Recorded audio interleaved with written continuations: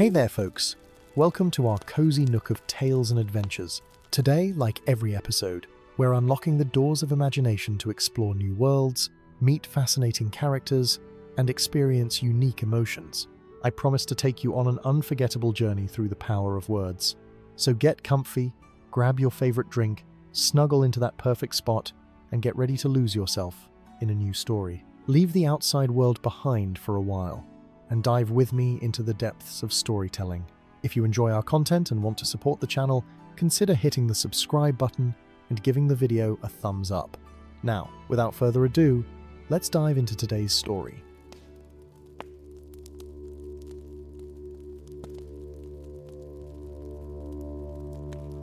In the days when the Shire was young and the great families were just beginning to establish their holdings across the Four Farthings, there lived in the village of Shire a hobbit named Mungo Bracegirdle. Now, Mungo was known throughout the East Farthing as a hobbit of particular talents, for he was a stonemason of exceptional skill. His hands, though small and gentle as any hobbit's hands should be, could coax the most stubborn rock into beautiful shapes. The walls he built stood straight and true for generations, and the fireplaces he crafted drew so perfectly that not a wisp of smoke ever escaped into the room. But Mungo had a secret that he shared with no one, not even his dear wife Daisy, who made the finest blackberry tarts in all the East Farthing. You see, Mungo could hear the stones speaking, not in words, mind you, but in whispers and murmurs that told him where each stone wished to be placed, how it longed to fit with its brothers and sisters in the wall. Some might have called it madness, but Mungo knew it was a gift, one that had been passed down through his family for more generations than anyone could remember. The stones spoke to him of ancient things, of times before hobbits had come to the Shire, when the land was wild and free. They told him of the rivers that had once carved their faces smooth, of the mountains from which they had tumbled, and of the great patient centuries they had spent waiting beneath the earth before being brought into the light. Mungo listened to all their stories, and in return, he treated each stone with the respect and care it deserved. Now it happened that in the autumn of Mungo's 40th year, just as he was settling into a comfortable middle age with a growing reputation and a well-stocked pantry, a stranger came to Shire. This was unusual enough, for Shire was not a place that strangers often visited.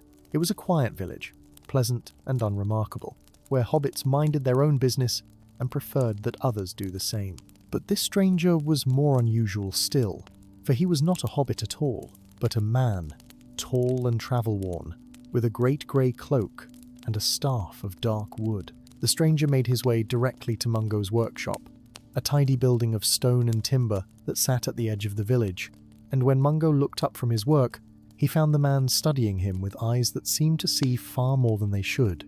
The stranger introduced himself as Tarothel, a wanderer and scholar of ancient lore, and he told Mungo that he had travelled many leagues to find him, for he had heard tell of a hobbit who could understand the language of stones. Mungo, being a sensible hobbit and wary of strangers, particularly tall ones who asked peculiar questions, insisted that the man must be mistaken. There was no such thing as the language of stones, he said, and even if there were, he certainly couldn't speak it. But Tarothel merely smiled, a knowing sort of smile that made Mungo feel as if all his secrets had been laid bare, and he asked if he might commission a small wall, nothing grand, just a simple boundary marker for a piece of land he wished to purchase on the outskirts of the village. The price the man offered was generous, far more generous than such a simple task warranted, and Mungo found himself agreeing before he quite knew what he was doing. They shook hands on the bargain, and Tarothel told him that he would return in 3 days' time to inspect the work. There was something in the way he said it, something that made Mungo's stomach flutter with unease, but the man was gone before the hobbit could ask any questions. For 2 days, Mungo worked on the wall, selecting each stone with his usual care, listening to their whispers and placing them where they wished to be. It was a small wall, no higher than a hobbit's waist, but Mungo took pride in his work and wanted it to be perfect. The stones seemed particularly talkative as he worked, and they told him strange things, speaking of a time when the land had been different, when great powers had walked beneath the stars and the very earth had thrummed with magic. On the morning of the 3rd day, as Mungo was placing the final stone atop the wall, he heard a sound that made him freeze in place. It was a whistle, high and clear, and eerily beautiful. and it seemed to come from the stones themselves. As he listened, other stones began to join in, each one adding its voice to create a harmony that was unlike anything Mungo had ever heard. The music spoke of ancient sorrows and forgotten joys, of things that had been lost and could never be recovered, and Mungo felt tears streaming down his round cheeks, though he could not have said why. When Tarothel returned that afternoon, he found Mungo sitting beside the completed wall, his face pale and his hands trembling. The man examined the work in silence, running his long fingers over the stones, and then he turned to Mungo with an expression of deep satisfaction. The wall was perfect, he said. More perfect than he had dared hope, for it was not merely a wall but a gateway, a threshold between the world that was and the world that is. The stones remembered the old magic, and Mungo's gift had awakened that memory, allowing them to sing once more. Mungo asked what he meant, his voice barely more than a whisper, but Tarothel would say only that some gifts are both blessing and burden, and that the wall would serve a purpose far greater than either of them could imagine. He paid Mungo the agreed price, adding several gold coins for good measure, and then he departed scary, as mysteriously as he had arrived, never to be seen in those parts again. In the days that followed, strange things began to happen around the wall that Mungo had built. Travellers passing by reported hearing music on the wind, a whistling that seemed to come from nowhere and everywhere at once. Some said they saw lights dancing among the stones at twilight, flickering like distant stars. And on certain nights when the moon was full and the air was still, the stones would sing their ancient song, filling the night with a beauty that was almost too much to bear.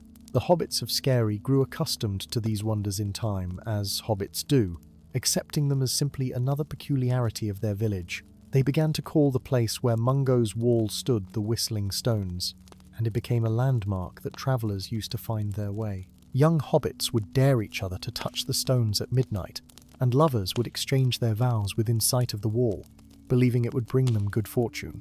As for Mungo himself, the experience changed him in ways both subtle and profound. He continued his work as a stonemason, but he became more selective about the projects he would accept, and he spent long hours at the Whistling Stones, listening to their songs and trying to understand the message they carried.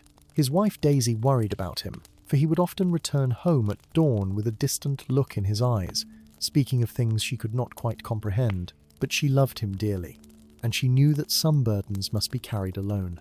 So she simply made sure there was always a warm meal waiting and a comfortable chair by the fire. Years passed, and Mungo grew older, his brown curls turning grey at the temples and his face acquiring the comfortable lines that come with age and wisdom. The Whistling Stones became such a familiar part of Scary that few hobbits even remarked upon them anymore, though travellers from distant parts of the Shire would still make special journeys to hear the stones sing. And then, on a crisp autumn evening when the leaves were turning gold and the harvest was nearly complete, something happened that brought the old mystery back to the forefront of everyone's minds. A young hobbit lass named Primrose Burrows was walking home from a late gathering at her cousin's house, taking the path that wound past the Whistling Stones. Primrose was barely 20, full of life and laughter, with a quick wit and a kind heart that endeared her to everyone in the village. She had heard the stones whistle many times before and thought nothing of it, but on this particular evening, the music seemed different, more urgent somehow, as if the stones were trying to tell her something important. She paused by the wall, tilting her head to listen more carefully, and as she did, she heard something else beneath the whistling, a voice, faint and far away, calling her name. At first, she thought it must be someone playing a trick, perhaps her brother Rowan trying to startle her, but when she looked around, she saw no one. The voice came again, clearer this time, and it seemed to emanate from the stones themselves. "Primrose," it called. "Primrose Burrows, we have waited long for one such as you." Now, Primrose was not a hobbit who frightened easily, but there was something about that voice that sent shivers down her spine. It was neither male nor female, neither young nor old, but something altogether different, something that spoke of ages beyond reckoning and knowledge beyond mortal understanding. She took a step back from the wall, her heart hammering in her chest, but the voice continued, gentle now, almost pleading. "Do not fear us, young one," it said. "We mean you no harm. We are the memory of the land itself, the whispers of what once was and what might be again. Your kinsman Mungo gave us voice, but we need more than voice to fulfill our purpose. We need hands willing to work and a heart brave enough to see the task through. Primrose found her voice at last, though it came out as barely more than a squeak. What task? What do you want from me? The stones seemed to hum with satisfaction at her question, and the whistling grew momentarily louder before settling into a melodious pattern that was almost soothing. There is a wrong that must be made right, the voice explained. Long ago, before your people came to this land, there was a guardian of this place, a spirit of earth and stone who watched over all who dwelt here. But the guardian was betrayed and bound beneath the earth by those who feared its power. We, the stones, have kept vigil over its prison for countless ages, waiting for the right moment, the right person who might help us set things right. Primrose's curiosity began to overcome her fear. A spirit of earth and stone? You mean like the Ents of the old stories? The ones who tend the forests? Similar, yet different, the voice replied. The guardian is of the stone as the Ents are of the wood. It does not walk or speak as they do, but it watches and protects, ensuring that the balance of the land is maintained. Without it, this place will slowly fade, becoming nothing more than ordinary earth, stripped of all the magic that makes it special. And you want me to free this guardian? Primrose asked, her heart beginning to race with a mixture of excitement and trepidation. But how? I'm just a hobbit lass. I don't know anything about magic or ancient spirits. That is precisely why you are perfect for this task, the stones replied. Magic has grown thin in this age of the world, and great powers attract great attention. But a simple hobbit, going about simple tasks, can accomplish what mighty wizards cannot. You need only do 3 things. First, you must gather 7 stones from 7 different places in the Shire, each one freely given, not taken. Second, you must bring them here under the light of the full moon, and place them in a circle around this wall. And third, you must speak the words we will teach you, calling the guardian by its true name and asking it to return to its duty. It sounds too simple, Primrose said suspiciously. In all the old tales, tasks like this are fraught with danger and difficulty. The stones made a sound that might have been laughter, dry and rustling, like wind through autumn leaves. The difficulty, dear child, will not be in the doing, but in the believing. Many will think you mad for pursuing such a quest. Some may try to stop you, fearing change or distrusting what they do not understand. And you yourself may doubt, may wonder if you have imagined this entire conversation, may question whether the guardian truly exists, or if this is all an elaborate fancy. That is where the true challenge lies. Primrose stood silent for a long moment, considering the stone's words. Around her, the night was peaceful, filled with the familiar sounds of the Shire settling down for sleep. In the distance, she could see the warm glow of lights from the village, could imagine her mother waiting up for her, probably with a pot of tea and some worry about her daughter being out so late. It would be so easy to walk away, to dismiss this as a strange dream brought on by too much elderflower wine at the gathering. But something in her heart told her this was real, that the stones spoke true, and that she had been chosen for a reason she could not yet understand. She took a deep breath, squared her shoulders, and nodded firmly. "I'll do it," she said. "I'll gather your 7 stones and speak your words. But I want to know one thing first. Why now? After all these ages, why is it so urgent that the guardian be freed?" The whistling of the stones grew somber, taking on a melancholy tone that made Primrose's eyes sting with unexpected tears. "Because the world is changing," the voice said softly. "Darkness stirs in places long quiet. Old evils wake from their slumber. The Shire has been protected by its very insignificance, its distance from the great powers and their conflicts. But that protection grows thin, and soon the shadows will reach even here. The Guardian can strengthen the land, can help ensure that the Shire remains a place of light and peace, even as darkness spreads elsewhere. Without it, your home will be vulnerable, and all that you love may be swept away."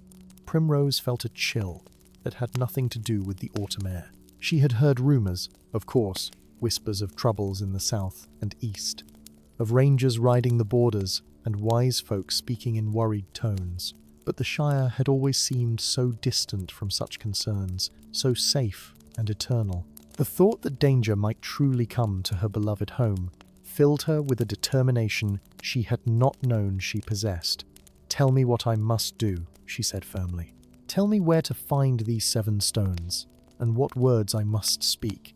I'll not let the Shire fall into shadow if there's anything I can do to prevent it." And so the stones began to teach her, their voices weaving together in a pattern of instruction and lore.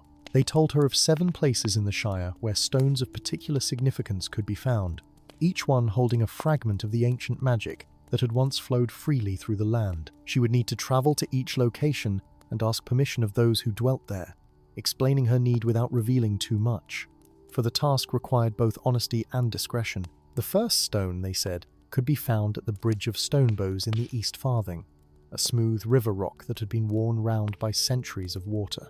The second waited in the gardens of Brandy Hall, a piece of red sandstone that had been brought from far away. The third rested in the foundations of Michel Delving's town hall, a fragment of the ancient road that had once stretched across Middle-earth. The fourth stone lay in the Took family crypt beneath the Great Smiles, a piece of white marble that had been carved long ago with symbols no hobbit could now read. The fifth could be found in the fields of the South Farthing, a dark stone that farmers often turned up with their ploughs, cursing it as they cast it aside. The sixth waited at the top of the Tower Hills, though the stones warned her that reaching it would require considerable effort and perhaps a bit of clever talking. And the seventh, the most important of all, rested in Mungo Bracegirdle's own garden, a stone he had kept since his first encounter with the stranger Tarathel, though he had never understood its significance. Primrose listened carefully to each instruction, committing the locations to memory and repeating them back to ensure she had understood correctly. The stones seemed pleased with her diligence, and they began to teach her the words she would need to speak, ancient syllables that felt strange on her tongue but carried a weight and power that made the air around her seem to thicken. She practiced the words over and over until the stones were satisfied, and then, with a final whistle that sounded almost like a blessing, they fell silent. The walk home seemed both longer and shorter than usual, and Primrose found herself replaying the conversation in her mind, half convinced that she had dreamed the whole thing. But when she slipped quietly through the front door of her family's cozy hobbit hole, she found her mother waiting up, as expected, and the look of concern on the older hobbit's face brought her firmly back to reality.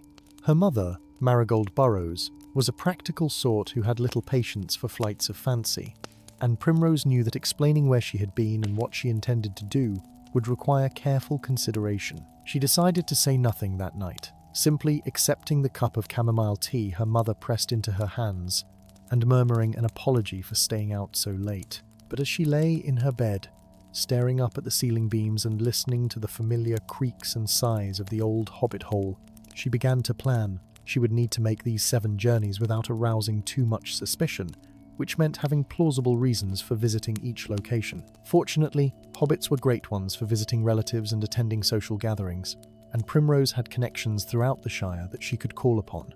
The next morning dawned bright and clear, one of those perfect autumn days when the air is crisp and the sky is so blue it almost hurts to look at it. Primrose rose early, dressed in her sturdiest walking clothes, and announced to her mother that she intended to visit her cousin Poppy in Bridgefields, which was near enough to the Bridge of Stonebows that she could accomplish her first task. Her mother raised an eyebrow at this sudden desire for travel, but Primrose had always been an independent lass, and Marigold had long since learned that trying to keep her daughter close to home was like trying to hold water in a sieve. The walk to Bridgefields took most of the morning, following winding paths through rolling hills covered in the gold and russet colours of autumn. Primrose had always loved this time of year, when the harvest was in and the whole Shire seemed to take a collective breath before the coming of winter. She passed fields where hobbits were gathering the last of the vegetables, orchards where apples still hung heavy on the branches, and cosy hobbit holes from which the scent of baking bread drifted enticingly. It was all so peaceful, so perfectly normal, that the events of the previous night seemed almost impossible. But when she reached the Bridge of Stonebows and stood looking down at the clear water flowing beneath, she felt again that sense of purpose and destiny that had filled her when the stones had spoken. The bridge was an old one, built long before most hobbits could remember, and its name came from the graceful arches that supported it, each one perfectly shaped from fitted stones. Along the banks of the river, smooth rocks lay scattered, worn round by the endless passage of water, and Primrose knew that one of them was waiting for her. She climbed down to the water's edge, her feet finding purchase on the slippery rocks, and began to search. At first, Every stone looked the same, just ordinary river rocks that might be found anywhere. But then she saw it, set slightly apart from the others, a stone that seemed to catch the light in a particular way, glowing with a soft warmth that had nothing to do with the sun. She reached for it, then hesitated, remembering what the whistling stones had said. Each stone must be freely given, not taken. Feeling rather foolish, Primrose cleared her throat and spoke aloud to the stone. "I'm sorry to disturb you, but I have need of your help. There's a great task to be done, a guardian to be awakened, and I've been told that you are one of 7 stones needed to complete the work. Would you be willing to come with me?" For a moment, nothing happened, and Primrose felt heat rising to her cheeks as she imagined what anyone would think if they saw her talking to a rock. But then the stone seemed to shift slightly, rolling toward her as if pushed by an invisible hand, and she heard a faint whisper, like water over pebbles, saying yes. She picked up the stone, surprised by how warm it felt in her palm, and tucked it carefully into her pocket.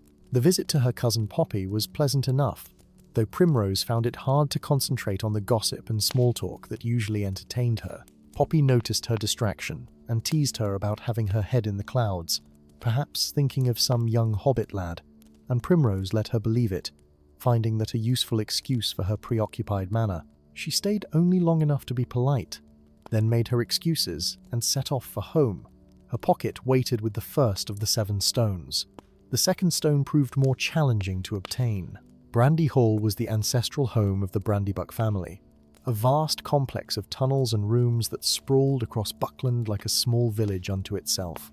Primrose's connection to the Brandybucks was distant, through her great-aunt's marriage to a cousin twice removed, but she knew enough about Hobbit society to understand that showing up uninvited would be seen as presumptuous. Instead, she waited until the following week, when she heard that the Brandybucks were hosting a harvest festival, and presented herself at the main entrance with a basket of her mother's famous apple tarts as a gift. The festival was in full swing, with hobbits of all ages dancing and singing, playing games, and enjoying the abundance of food that seemed to appear from nowhere. Primrose made her way through the crowds, accepting congratulations on the tarts, and stopping to chat with various relatives and acquaintances. But all the while, her mind was on the gardens, where the stones had told her she would find the red sandstone. It took considerable maneuvering to extract herself from the festivities without seeming rude, but eventually she managed to slip away, following the winding paths that led to the quieter corners of the Brandy Hall grounds. The gardens were extensive and beautifully maintained, with beds of late-blooming flowers and carefully pruned shrubs that formed intricate patterns. In one corner, near an ancient oak tree, Primrose found a small rock garden that someone had created long ago, using stones from various parts of Middle-earth. The red sandstone was there, just as the whistling stones had promised, set among grey granite and white quartz in a pleasing arrangement. Once again, Primrose felt awkward addressing an inanimate object, but she knelt beside the garden and spoke softly. "I know you've rested here a long time," she said, "and this is a beautiful place. But I have great need of you. The land itself calls for help, and you are part of the answer. Will you come with me?" The red sandstone seemed to glow more brightly for a moment, and then it shifted, rolling free from its place in the garden. Primrose picked it up carefully, noting how different it felt from the river stone, rough where the first had been smooth, warm with a dry heat rather than the cool dampness of water. She tucked it into her other pocket and hurried back to the festival before anyone could notice her absence. The third stone, the fragment from the ancient road beneath Michael Delving's town hall, proved to be the most difficult yet. Michel Delving was the chief township of the Shire, and the town hall was a place of considerable importance, where the mayor held court and important decisions were made. Primrose could hardly march in and announce that she needed to remove a piece of the foundation. Instead, she waited and watched, learning the rhythms of the building, the times when it was busy and when it was quiet. Her opportunity came quite by accident, as the best opportunities often do. One afternoon, while she was ostensibly shopping for ribbon in Michel Delving's Market Square, she overheard 2 workmen discussing a problem with the town hall's cellars. Apparently, some of the old stonework had become loose, and they had been tasked with reinforcing it before the winter rains began. Primrose's heart leaped at this news, and she immediately formulated a plan that was either brilliantly clever or utterly foolhardy. She was not entirely sure which. She approached the workmen with her most winning smile, introducing herself as the daughter of a family friend and offering to bring them tea and cakes while they worked. Hobbits being what they are, particularly when it came to food and hospitality, the workmen were delighted by her offer and readily agreed. For the next 3 days, Primrose made herself useful around the town hall, bringing refreshments and making cheerful conversation, all while keeping a careful eye on the work in the cellars. The stone she sought revealed itself on the second day, when the workmen began removing loose pieces from an ancient section of wall. One fragment, grey and weathered with age, caught Primrose's attention immediately. It seemed to pulse with a faint inner light that only she could see, and when the lead workman tossed it aside into a pile of rubble destined for disposal, she knew her moment had come. That evening, after the workmen had left and the building had grown quiet, she slipped back inside, making her way down to the cellar with a small lantern in hand. The stone was right where she had seen it, half buried in the pile of discarded fragments. She knelt beside it, placing her hand upon its cool surface, and whispered her request. The stone's response was different from the others, slower and more ponderous, like the voice of something very old and very tired. It spoke of roads long vanished, and travellers long forgotten, of feet that had passed over it in ages beyond counting. But when Primrose explained her need, explained about the Guardian and the threat to the Shire, the stone agreed to come with her. She wrapped it carefully in her shawl and carried it home, feeling the weight of history in her arms. The fourth stone presented an entirely different sort of challenge. The Took family crypt beneath the Great Smiles was not a place that ordinary hobbits visited, and Primrose had no legitimate reason to request access to it. The Tooks were the most adventurous of hobbit families, known for their occasional oddities and their connection to wizards and other dubious characters, but even they took their family burial places seriously. Primrose spent days considering various approaches before finally deciding that honesty, or at least a version of it, might be her best strategy. She sought an audience with the Thane himself, claiming to be researching old family histories for a project about the early settlement of the Shire. It was not entirely a lie, she reasoned, for the Guardian's story was indeed part of the Shire's ancient history. The Thane, a jovial hobbit named Ferumbrus Took, was intrigued by her request, and after some consideration, agreed to let her view the crypt, provided she was accompanied by the family's keeper of records, a somewhat dusty old hobbit named Adelard Took. The crypt was both grander and more sombre than Primrose had expected, with rows of stone sarcophagi bearing the names of Tooks stretching back through the generations. The air was cool and dry, and there was a stillness to the place that made her want to whisper. Adelard led her through, pointing out various ancestors of note and recounting their deeds with evident pride. Primrose listened politely, all the while searching for the white marble stone that the Whistling Stones had described. She found it at last, set into the base of the oldest tomb in the crypt, a memorial to Bandobras Took, who had famously defeated an orc chieftain in the Battle of Greenfields. The marble was carved with strange symbols that seemed to shift and dance in the light of Adelard's lantern, and Primrose felt drawn to it with an intensity that was almost painful. When Adelard stepped away to examine another memorial, she quickly knelt and placed her hand upon the stone, whispering her request so softly that not even the echoes could carry it. The stone's response was immediate and forceful, a surge of energy that nearly knocked her backward. It spoke of battles and bravery, of blood spilled in defense of the innocent, and of the eternal duty to stand against darkness. When Primrose explained her quest, the stone practically leaped into her hand, eager to be of service once more. She slipped it into her pocket just as Adelard returned, and managed to maintain her composure through the rest of the tour, though her heart was racing and her hands were trembling. The fifth stone, found in the fields of the South Farthing, proved to be the easiest to obtain. Primrose had relatives who farmed there, sturdy hobbits who worked the rich soil and produced the finest pipeweed in all the Shire. She made the journey during the autumn ploughing, when the fields were being turned over for winter, and walked alongside her uncle Holman as he guided his team of ponies through the dark earth. Sure enough, the plough turned up a dark stone, smooth and heavy, that Holman cursed and kicked aside. "May I have that?" Primrose asked, pointing to the discarded stone. "I've been collecting interesting rocks, and that one has a nice colour to it." Her uncle laughed at this peculiar hobby, but readily agreed. Happy to be rid of one less obstacle in his field, Primrose picked up the stone, noting how different it felt from the others, dense and solid, smelling of rich earth and growing things. When she asked if it would come with her, its response was wordless but unmistakable, a sense of satisfaction at finally being recognized for what it was, rather than cursed as a nuisance. The sixth stone required the most physical effort to obtain. The Tower Hills marked the western edge of the Shire, rising up from the flatlands like sentinels keeping watch over the sea. Upon the tallest of these hills stood 3 white towers, ancient and mysterious, which hobbits generally avoided. The climb to reach them was steep and tiring, and Primrose found herself stopping frequently to catch her breath and rest her aching legs. She had told her mother she was going on a walking holiday with friends, a common enough activity for young hobbits, and had set out early one morning with a pack full of provisions and a heart full of determination. The towers themselves were beautiful in a haunting sort of way, their white stone gleaming against the blue sky, their heights crowned with windows that looked westward toward lands Primrose could only imagine.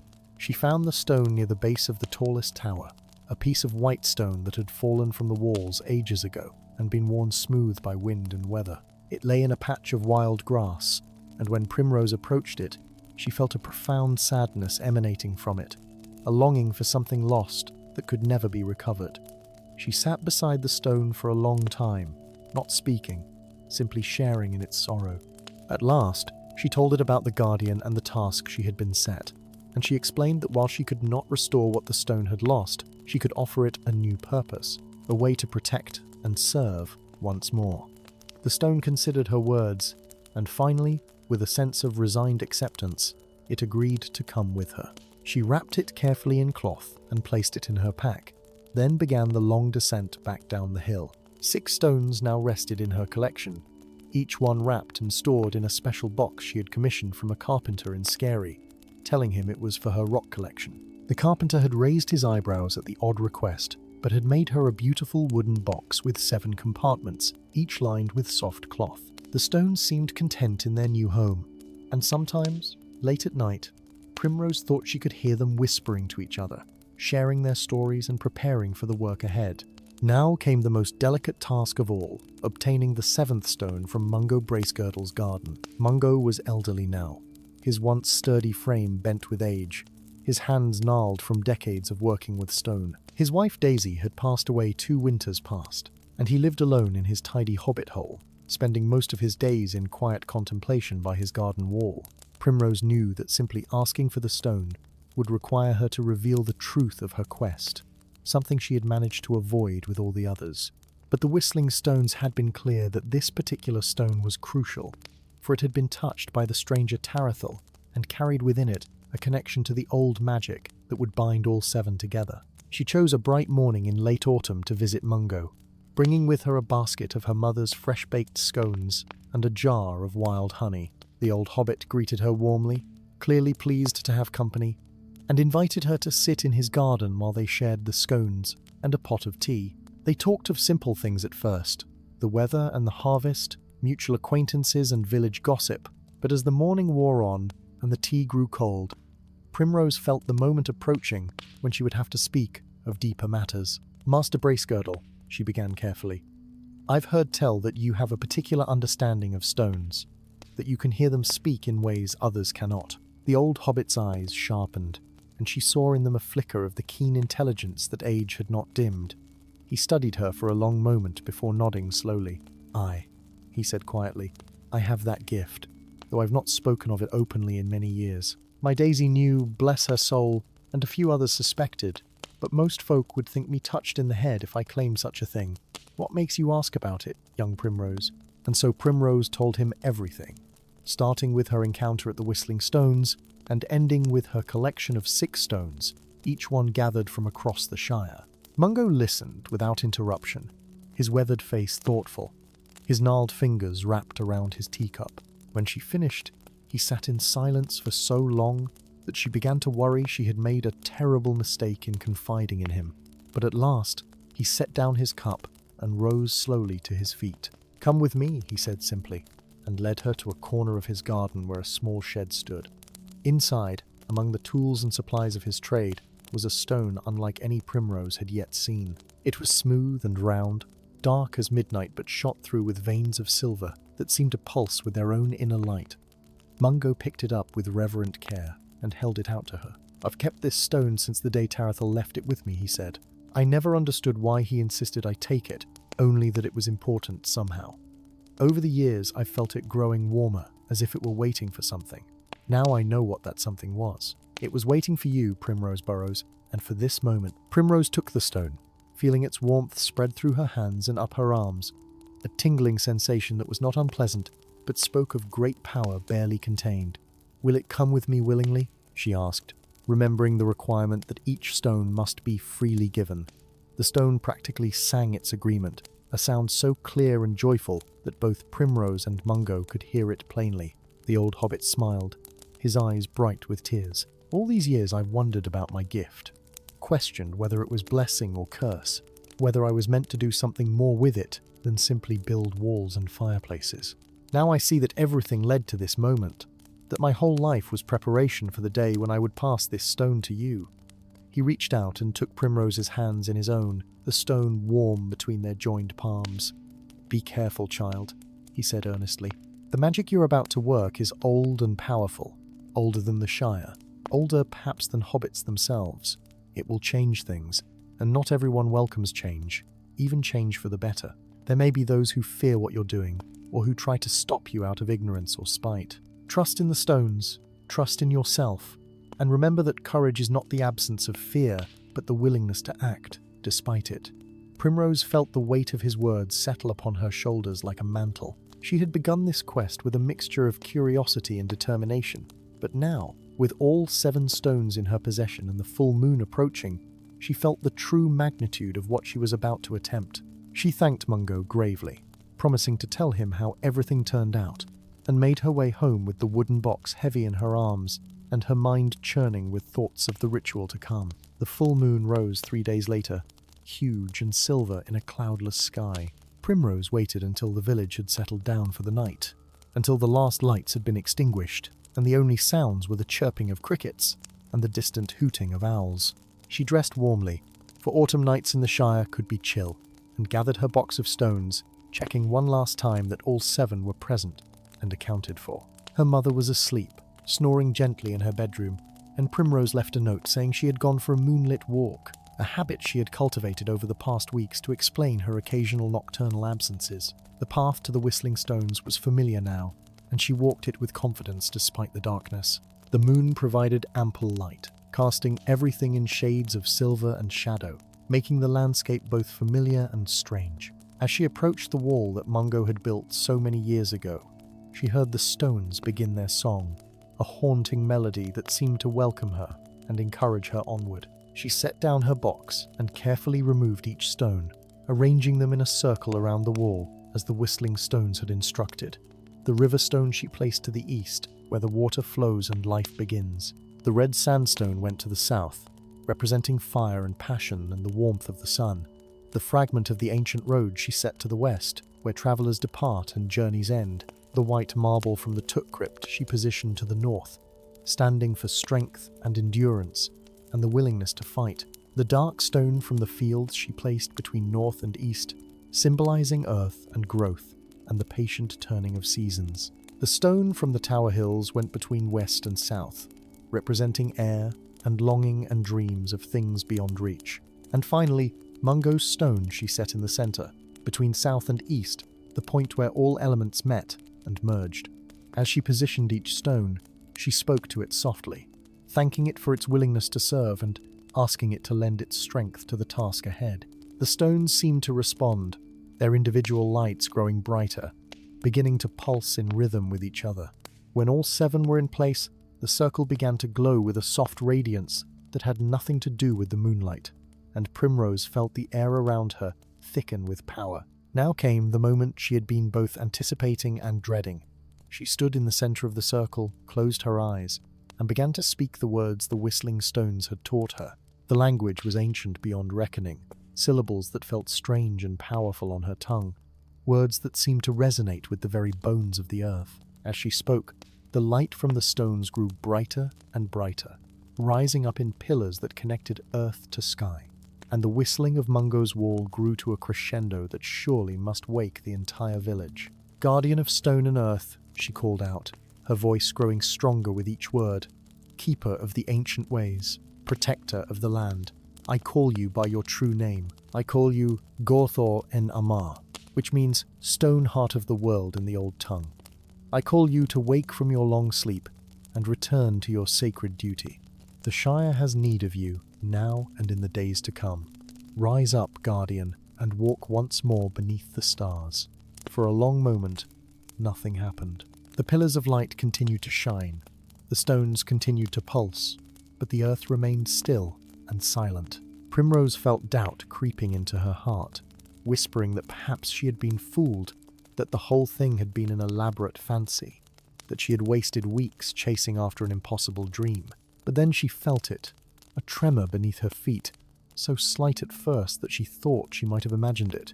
The tremor grew stronger, became a rumbling that shook the ground and made the stones in Mungo's wall chatter together, like teeth in the cold.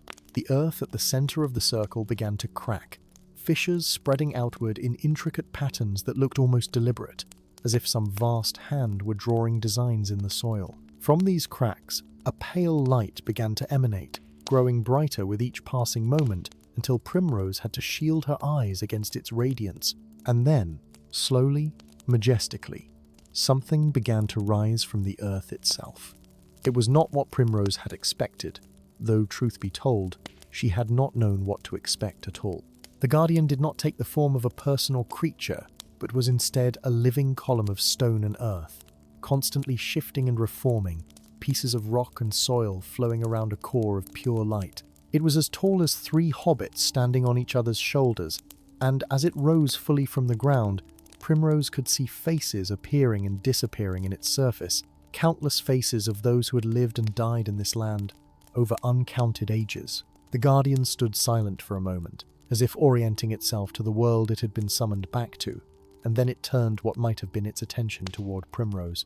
She felt that gaze, ancient and profound, examining her with an intensity that seemed to look right through her physical form and into her very soul. For a heartbeat, she was terrified, certain that she had made a terrible mistake, that she had awakened something that should have remained sleeping. But then she felt something else, a wave of gratitude and recognition, and she understood that the Guardian was thanking her. When it spoke, its voice was like the grinding of millstones, deep and resonant, each word seeming to come from the earth itself. "Long have I slumbered," it said, "bound by betrayal and sealed by fear.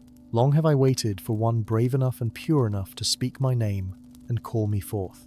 You have done well, daughter of hobbits. Though you could not have known the risk you took, there are powers in this world that would have sought to prevent my awakening, that would have used you ill had they known what you attempted." Primrose found her voice, though it came out smaller and more uncertain than she would have liked. "I was told the Shire needed you, that darkness was coming, and you could help protect our home. Was that true, or was I deceived?" The Guardian's form rippled, and Primrose thought she detected something that might have been amusement in its manner. The stone spoke truly, though perhaps not all the truth.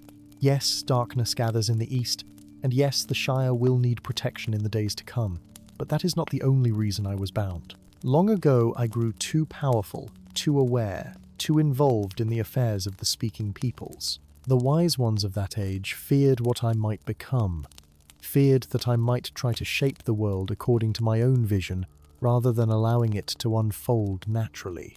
So they bound me, with good intentions perhaps, but bound me nonetheless. Now I am free, but I have learned patience in my long imprisonment. I will not make the same mistakes again. As the Guardian spoke, Primrose became aware that they were no longer alone. Lights were appearing across the village of Shire, and she could hear voices raised in alarm and confusion. The earth tremors and the pillar of light had awakened the entire population, and hobbits were emerging from their homes in their nightshirts, pointing and exclaiming at the spectacle unfolding near the whistling stones. She saw her mother among them, wrapped in a shawl and looking about frantically, no doubt searching for her daughter. "What will you do now?" Primrose asked the Guardian urgently. "All these people are frightened. How do we explain what has happened?" The Guardian turned its attention to the gathering crowd of hobbits, and Primrose felt its consideration, weighing options and consequences. Then, slowly, it began to change. The column of living stone began to collapse in upon itself, growing smaller and more compact, until it was no taller than an ordinary hobbit. Its form became more defined, taking on features that were almost, but not quite like those of the speaking peoples. When the transformation was complete, standing before Primrose was a figure that looked like an elderly hobbit, bent with age but with eyes that held the wisdom of eons. "This form will serve," the Guardian said, its voice now gentler, more suited to the shape it had taken. "I will be Gort, a wanderer who has come to settle in Shire in his twilight years. The hobbits need not know my true nature unless circumstances demand it. I will walk among them, tend my garden, smoke my pipe, and watch over the land as I was meant to do, but quietly, without drawing undue attention." "And the stones?" Primrose asked, looking down at the 7 stones that still formed their circle, still glowing with soft light. "What becomes of them? They have served their purpose and may return to their rest," the Guardian replied. "But the circle they have formed is sacred now, a place of power that will endure. Mark this spot well, for in times of great need, you or those who come after you may call upon me here, and I will answer." As it spoke, the stone's light began to fade, dimming until they appeared to be nothing more than ordinary rocks scattered in a circle around Mungo's wall. But Primrose, looking closely, could still see a faint shimmer around each one, a reminder of what they truly were. The crowd of hobbits had drawn closer now, led by several of the bolder souls who wanted to know what all the commotion was about. Primrose saw Mungo among them, leaning heavily on a walking stick, but with a knowing smile on his weathered face. Her mother pushed through to the front, relief and anger warring on her face in equal measure. "Primrose Burrows, what in the name of the Shire is going on here?" her mother demanded. "The whole village has been awakened by earthquakes and strange lights, and we find you standing here with some stranger in the middle of the night. What have you been doing?"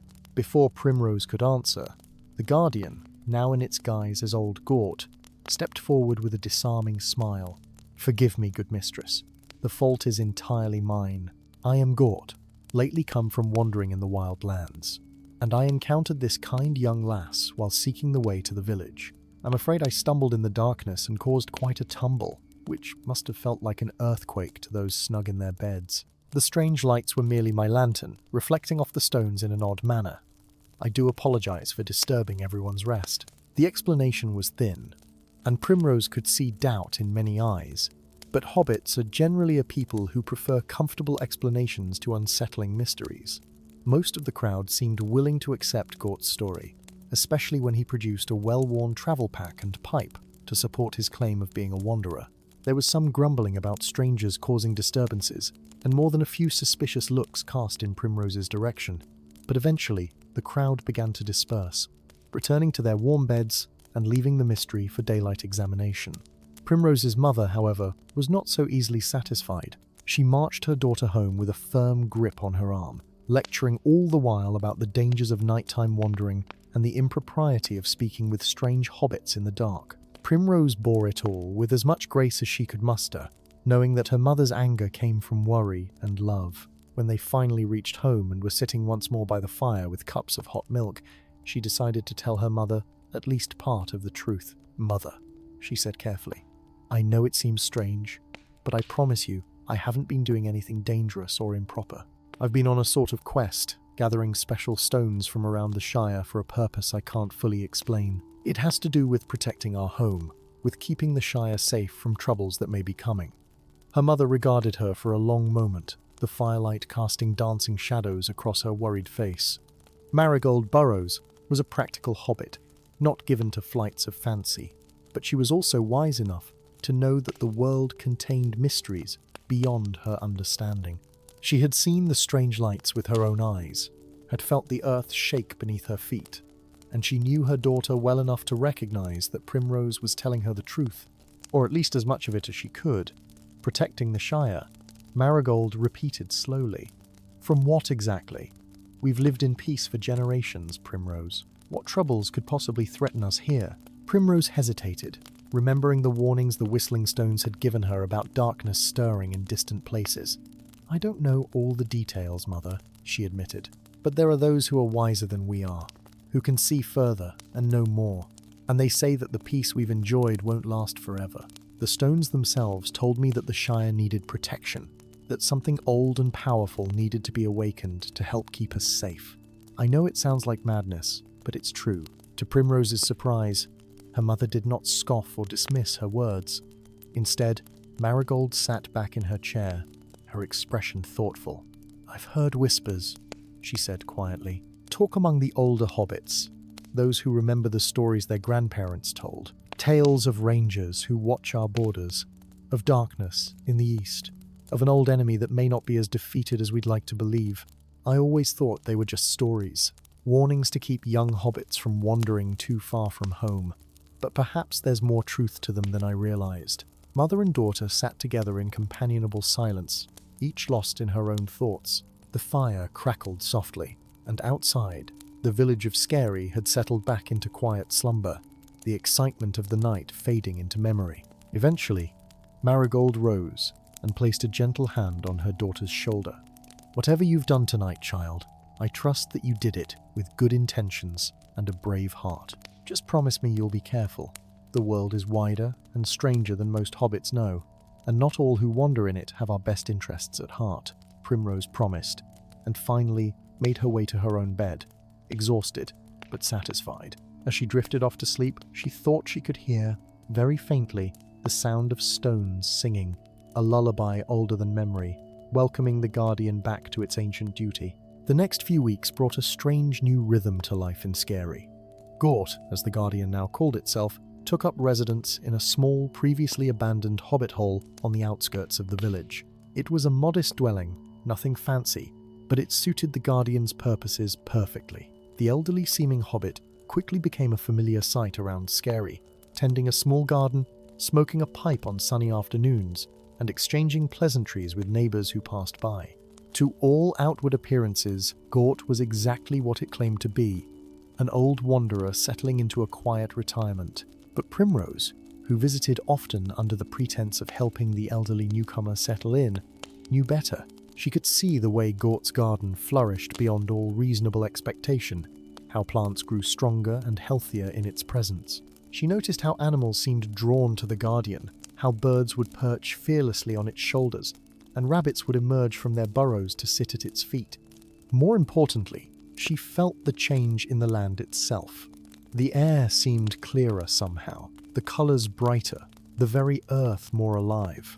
It was a subtle difference, one that most hobbits would never consciously notice. But Primrose, who had touched the ancient stones and spoken the old words, was attuned to it now. The Shire was healing, strengthening, preparing itself for whatever challenges might come. Mungo Bracegirdle became a frequent visitor to Gort's hole, and the two would sit together for hours, speaking of stones and earth, of ancient days and the slow turning of ages. Primrose often joined them, and in those quiet afternoons, she learned much about the true history of the Shire, stories that had been forgotten or dismissed as legend. She learned that the hobbits were not the first people to dwell in this land, that others had come and gone before them, leaving their marks in stone and soil. She learned of the great powers that had shaped Middle-earth, of wars fought and won, of sacrifices made and prices paid. But Gort also taught her simpler things, lessons about patience and observation, about listening to the land and understanding its needs. The Guardian showed her how to read the messages written in the patterns of leaves, how to predict the weather by the behavior of insects, how to find water by watching where birds flew. These were skills that any good hobbit might possess, but coming from the Guardian, they took on a deeper significance, becoming keys to understanding the fundamental connections that bound all living things together. As autumn deepened into winter, life in Scary continued its normal course. The harvest was gathered and stored. Preparations were made for the cold months ahead, and hobbits settled in to enjoy the cozy comfort of their homes. The strange events of that moonlit night were gradually relegated to the status of an amusing anecdote, something to be discussed over pints at the local inn, with each retelling growing more embellished and less accurate. Primrose was content to let the story fade, knowing that the truth was safe in the keeping of those few who understood it. She continued her regular life, helping her mother with household tasks, visiting friends and relatives, attending festivals and celebrations. But she also continued her visits to Gort, learning all she could about the ancient magic that still flowed through the Shire, preparing herself for a future she could not yet see but knew was coming. It was on a cold winter's evening, with snow falling softly outside and the wind howling around the eaves, that Gort first spoke to Primrose about the greater dangers that lay ahead. They were sitting by the fire in the Guardian's cozy parlour, sipping mulled cider and watching the flames dance, when Gort suddenly set down its cup and fixed Primrose with a serious gaze. "The darkness I spoke of when first we met is drawing closer," the Guardian said quietly. "I can feel it in the earth, hear it in the wind. The time is coming when the Shire will face challenges unlike any it has known in living memory. When that time arrives, you must be ready, for you will have a role to play in what unfolds." Primrose felt a chill that had nothing to do with the winter cold. What kind of challenges? What role could I possibly play? "I'm just an ordinary hobbit lass." "There is nothing ordinary about you, Primrose Burrows," Gort replied gently. "You heard the call of the stones when others could not. You had the courage to undertake a quest that would have daunted many who call themselves heroes. You freed me from my prison and restored my ability to protect this land. These are not the actions of an ordinary hobbit." The Guardian leaned forward, its ancient eyes reflecting the firelight. "In the days to come, there will be strangers in the Shire, travelers bearing news of war and shadow. Some will be friends, others may be enemies in disguise. You must learn to tell the difference, to recognize truth from deception. More than that, you must be ready to act when action is needed, to make hard choices that others will not understand." Primrose swallowed hard, feeling the weight of responsibility settling upon her shoulders once more. "How can I prepare for something I don't understand? How will I know what to do when the time comes?" "You will know," the Guardian assured her. "The stones have marked you, Primrose. They have given you a gift, though you may not yet realize it. You can sense things others cannot. Feel the currents of power that flow through the world. Trust in that gift, and trust in yourself. And remember, you will not face these challenges alone. I am here, and there are others in the Shire who have their own roles to play, though they may not know it yet." As if to underscore the Guardian's words, a sudden gust of wind rattled the windows, and Primrose heard, or thought she heard, the faint whistling of stones carried on the winter air. She thought of the 7 stones scattered around Mungo's wall, of the sacred circle they had formed, of the power that still slumbered there, waiting to be called upon in time of need. She thought of Mungo's words about courage being not the absence of fear, but the willingness to act despite it. "I'll do what I can," she said at last, her voice steady despite her uncertainty. "I'll prepare as best I'm able, and when the time comes, I'll face whatever challenges arise. For the Shire, and for all who dwell here." The Guardian smiled, a warm expression that transformed its weathered face. "That is all anyone can ask, Primrose. Remember, the strength of the Shire lies not in great warriors or powerful magic, but in the simple courage of ordinary folk who refuse to let darkness extinguish the light. Your people have that strength, even if they do not recognize it in themselves." Winter deepened its hold on the Shire, bringing with it the quiet peace that always settled over the land during the coldest months. Snow blanketed the fields and hills, transforming the landscape into a world of white and silver. Hobbits stayed close to their homes, venturing out only when necessary, spending their days by warm fires with good food and better company. It was a time for storytelling and reflection, for mending things that had broken during the busy months, and for planning the work that would come with spring. Primrose used this quiet time to deepen her understanding of the gifts the stones had given her. Under Gort's patient guidance, she learned to extend her awareness beyond the normal bounds of Hobbit perception. She discovered she could sense the health of the land beneath the snow, could feel where the earth was strong and where it needed tending. She learned to read the patterns of frost on windows, to understand the messages carried on the wind, to recognize the subtle signs that spoke of change approaching. One particularly cold evening, as Primrose sat in Gort's parlour practicing a meditation technique the Guardian had taught her, she felt something new and unsettling. It was a discord in the harmony she had learned to sense, a wrongness that made her skin prickle with unease. She opened her eyes to find Gort watching her intently, its expression grave. "You feel it," the Guardian said. Not a question, but a statement. Something approaches that does not belong, that carries with it a taint of shadow and malice. Primrose nodded, her mouth suddenly dry. "What is it? What's coming?" "I cannot say with certainty," Gort replied. But I believe the time I spoke of is arriving sooner than I had hoped. Within days, perhaps within hours, strangers will come to the Shire. Some may be friends, but others will seek to do harm, to corrupt and undermine. You must be vigilant, Primrose, and you must be ready to sound the warning when the time comes." The next morning dawned cold and clear, the sun reflecting off the snow with almost painful brightness. Primrose went about her usual tasks, helping her mother with household chores and running errands in the village. But all the while she remained alert, her new senses extended, searching for the danger Gort had warned of. The day passed without incident, and then another, and she began to wonder if perhaps the Guardian had been mistaken. But on the third day, as she was returning from the market with a basket of supplies, she saw them. 3 figures on horseback, tall and cloaked, riding slowly down the main road into Scary. At first glance, they might have been rangers, those mysterious guardians who occasionally pass through the Shire on unknown errands. But something about them set off every warning sense Primrose possessed. Their cloaks were dark, almost black, and seemed to absorb light rather than reflect it. Their horses moved with an unnatural stillness, making no sound despite the hard-packed snow beneath their hooves. Primrose ducked into the doorway of the butcher's shop, watching from concealment as the riders passed. As they drew nearer, she felt a wave of cold that had nothing to do with the winter weather, a chill that seemed to emanate from the riders themselves. She saw other hobbits stopping to stare, their faces registering confusion and unease at these strange visitors. The riders paid them no attention, their heads moving slowly from side to side as if searching for something. As soon as they had passed, Primrose abandoned her basket and ran as fast as her legs would carry her to Gort's hobbit hole. She burst through the door without knocking, startling the Guardian who had been tending its fire. "The riders," she gasped, breathless from her sprint. 3 of them, on black horses. "And they're wrong, Gort. They feel wrong, like a sickness in the air." The Guardian's expression darkened, and it rose swiftly to its feet, moving with a speed and grace that belied its elderly appearance. "Black riders," it muttered. "I had hoped we would have more time. These are servants of the enemy, searchers sent to find something or someone.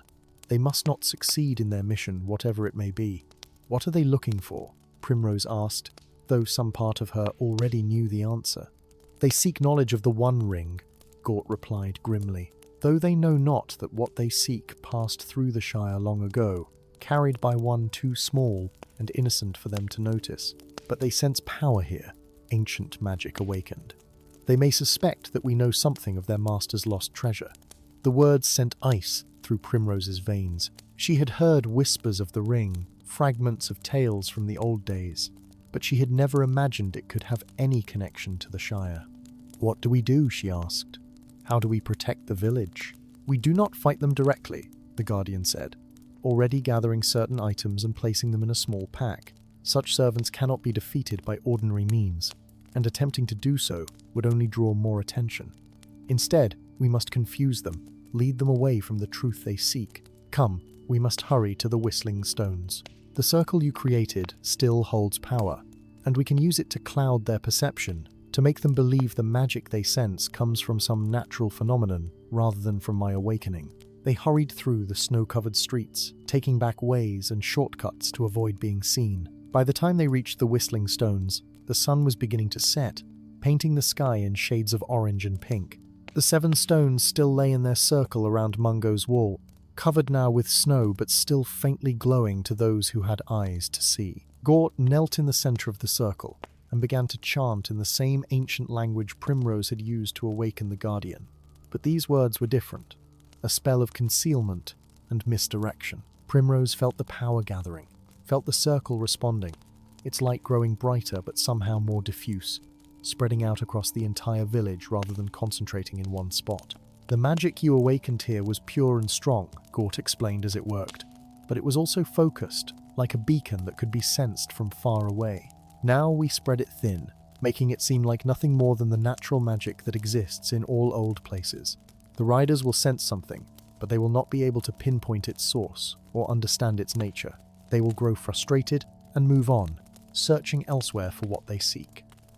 As the Guardian completed its spell, Primrose saw the 3 riders in the distance, moving through the village in their eerie silence. They paused near the Whistling Stones, their hooded heads turning toward the circle, and she held her breath. certain they would investigate. But after a long moment, they continued on, apparently satisfied that whatever they sensed was nothing of importance to their mission. The riders remained in Shire for 2 more days, questioning hobbits and searching for signs of the ring or those who might have carried it. But Gort's spell held, and the true nature of the magic in the village remained hidden from them.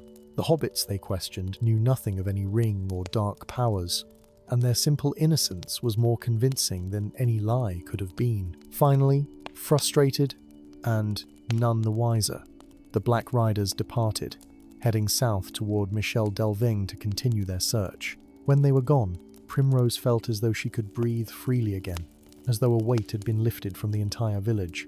But the experience had changed something fundamental in her understanding. The danger Gort had warned of was real, immediate, and terrifying. The Shire's peace was more fragile than she had ever imagined, protected only by its very insignificance and the watchfulness of those who stood guard over it.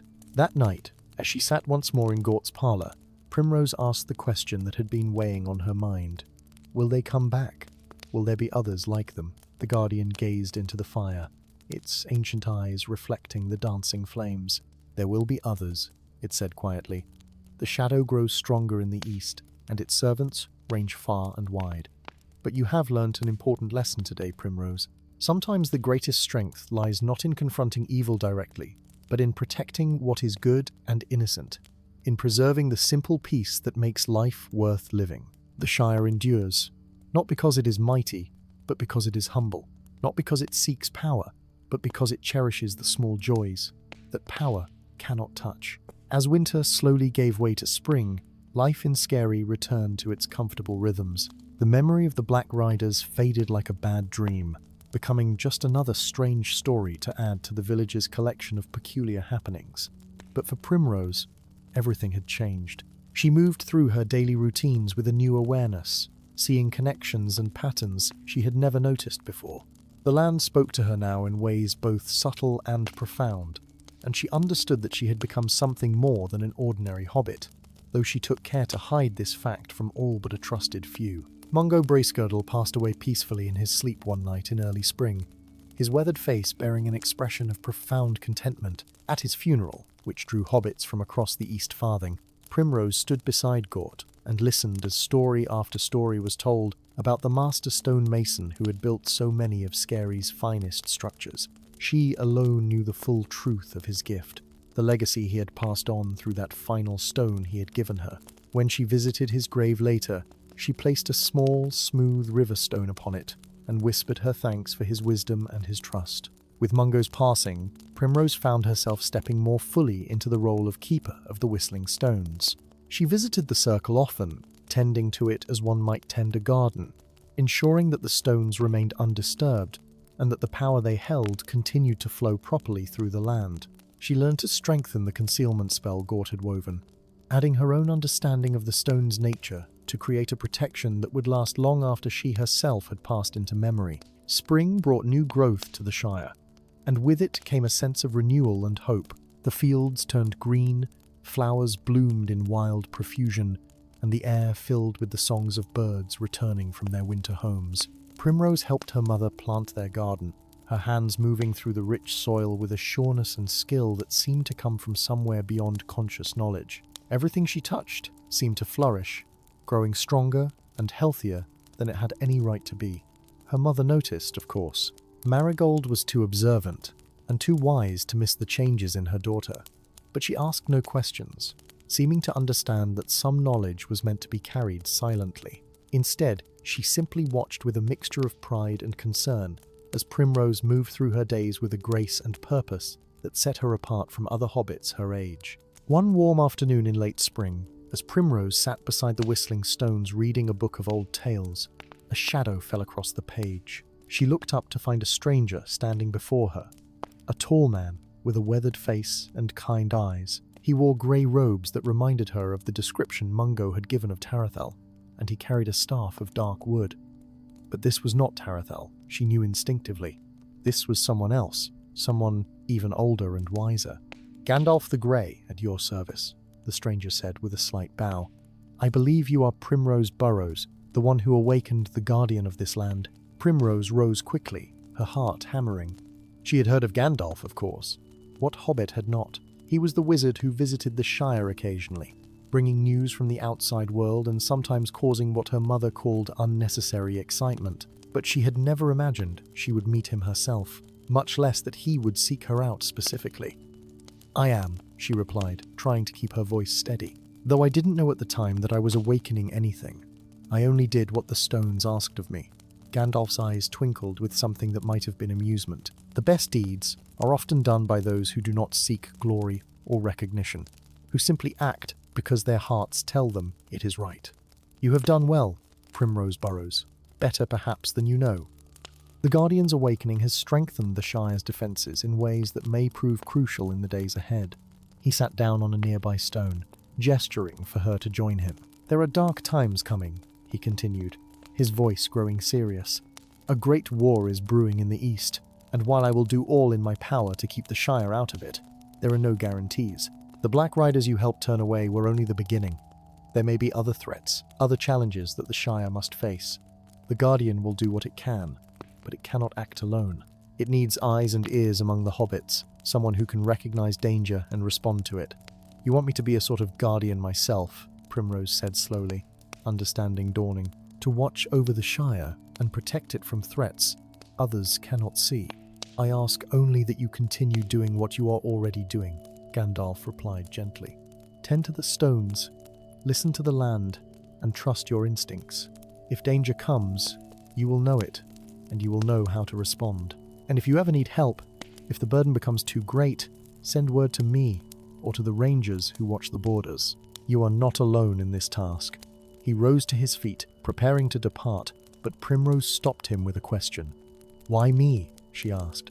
"Why was I the one who could hear the stones? Why was I chosen for this?" Gandalf smiled, a warm expression that transformed his weathered face. "Because you have a gift that is rarer than you might think. A gift for listening, truly listening, to things that most people ignore. The stones spoke to Mungo Bracegirdle for decades, but he kept their wisdom to himself, uncertain what to do with it.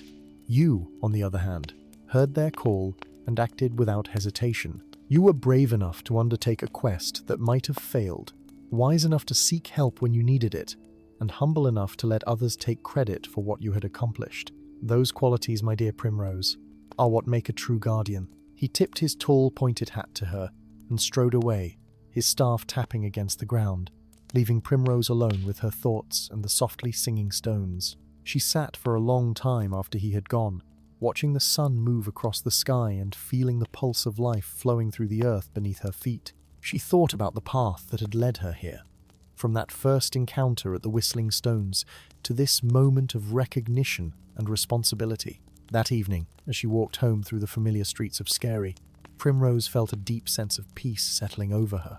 She understood now that her life had a purpose, that the gift she had been given was not a burden but an opportunity to serve something larger than herself. She would watch over the Shire, tend to the stones, and guard the ancient magic that kept the land strong and safe.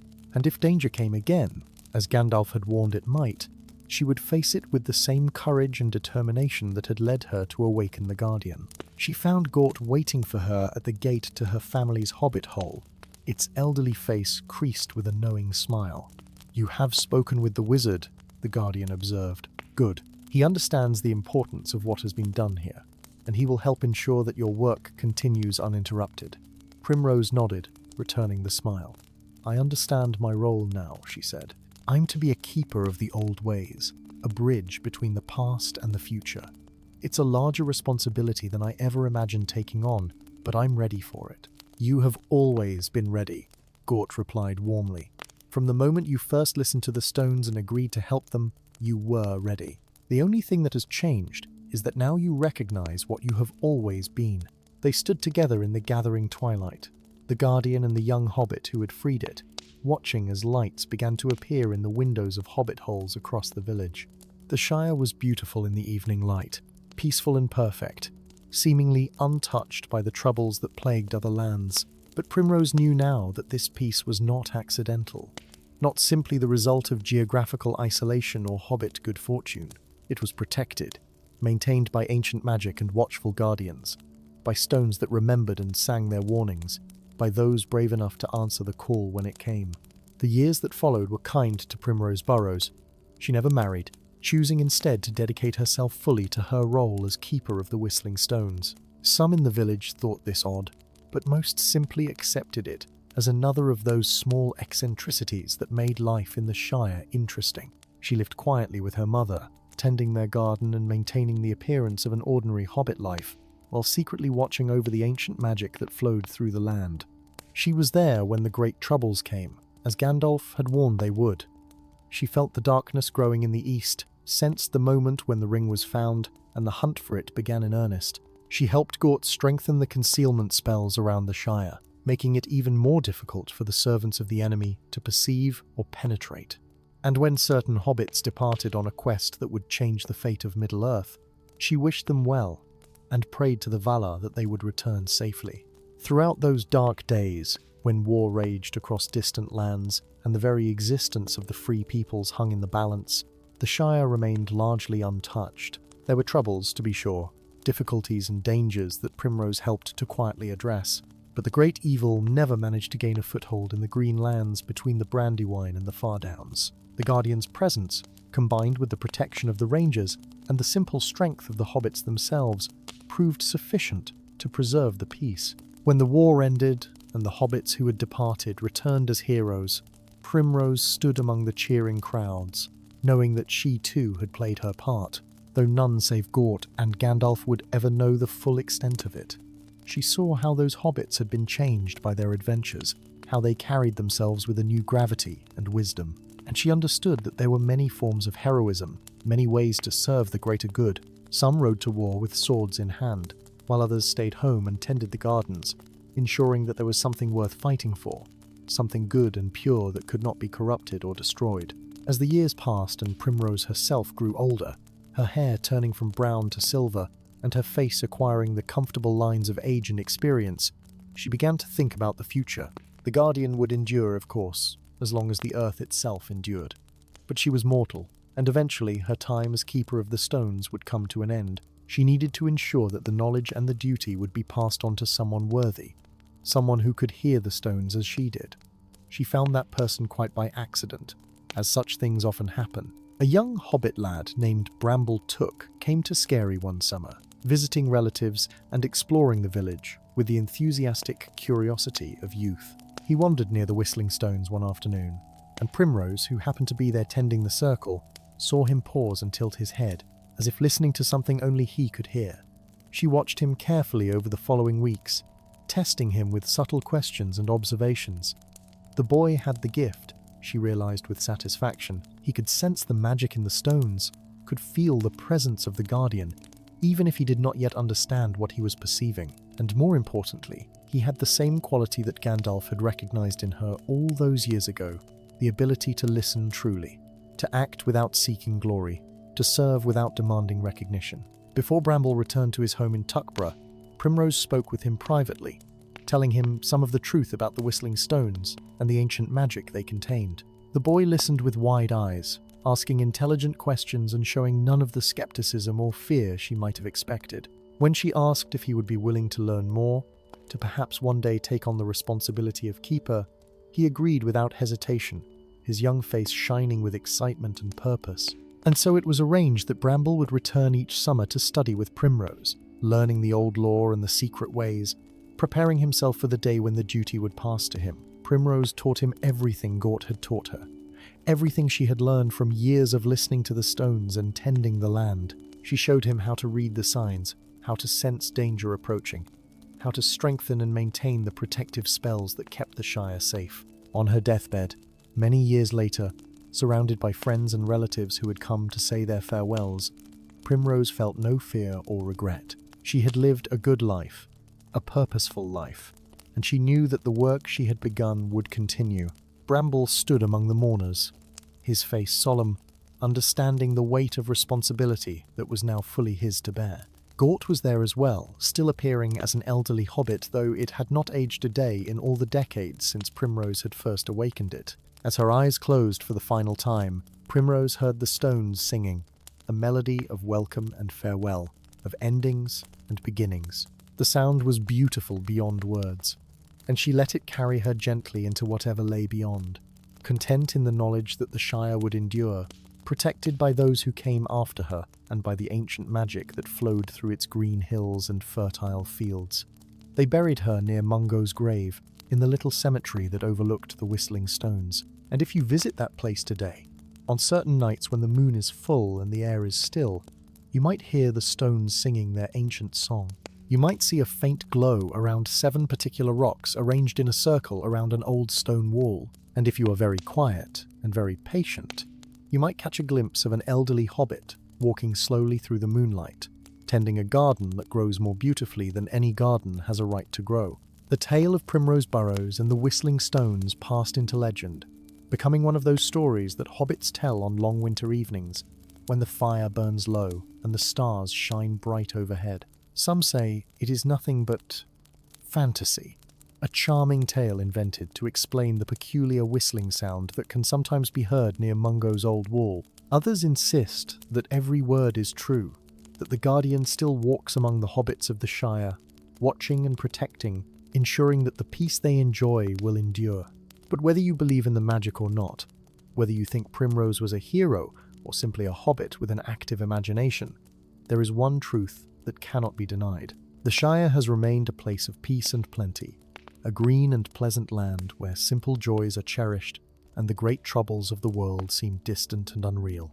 And perhaps, just perhaps, that peace is not entirely accidental. Perhaps there are guardians watching, stones that remember and sing, and brave souls willing to answer the call when it comes, ensuring that the light endures even in the darkest of times. And so ends the tale of the Whistling Stones of Scary, a story passed down through generations of hobbits.